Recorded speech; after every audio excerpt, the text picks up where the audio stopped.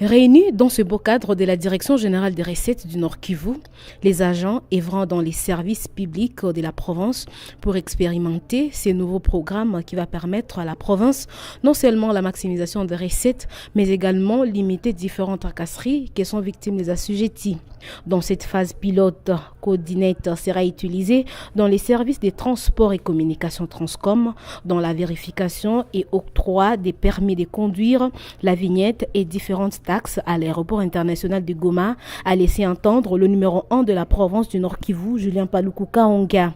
À lui d'appeler les habitants de la province du Nord Kivu à s'approprier cet outil de la gouvernance électronique qui vient non seulement numériser les services de l'État, mais aussi éviter les fausseurs. Vient s'inscrire dans notre vision de la gouvernance électronique de notre province.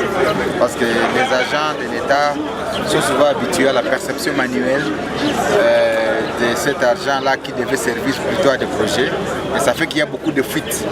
Voilà pourquoi depuis 2 ans, nous avions commencé d'abord par l'impôt foncier, l'impôt sur les revenus locatifs. Nous avons transité par la numérisation des titres fonciers.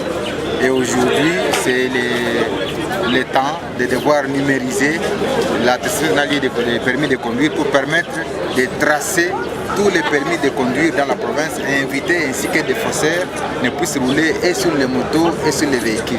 Et comme vous l'avez constaté, cela permettra même aux agents de la police de circulation routière de disposer des outils qui vont vérifier si réellement les permis qu'on détient est les vrais ou les faux. Nous amener à une bonne planification. Parce que demain nous allons introduire autre chose, à savoir un autre outil qui permet de contrôler la circulation des véhicules dans la ville.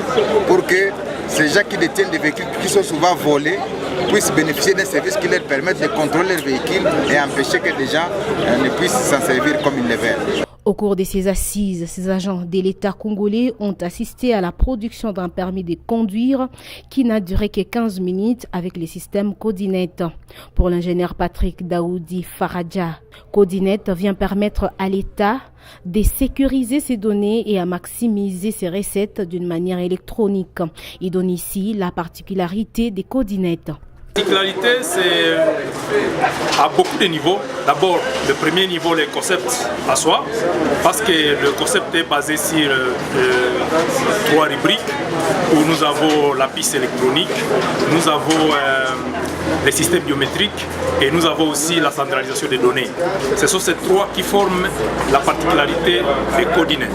Et là, vous comprenez que Codinet permet de créer une base de données fiable.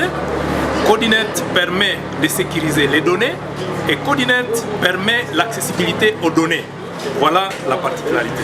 Ici est de signaler que ceux qui détiennent les anciens permis de conduire délivrés à Kinshasa seront enregistrés dans les systèmes Codinet afin de permettre aux agents de la PCR d'identifier les conducteurs.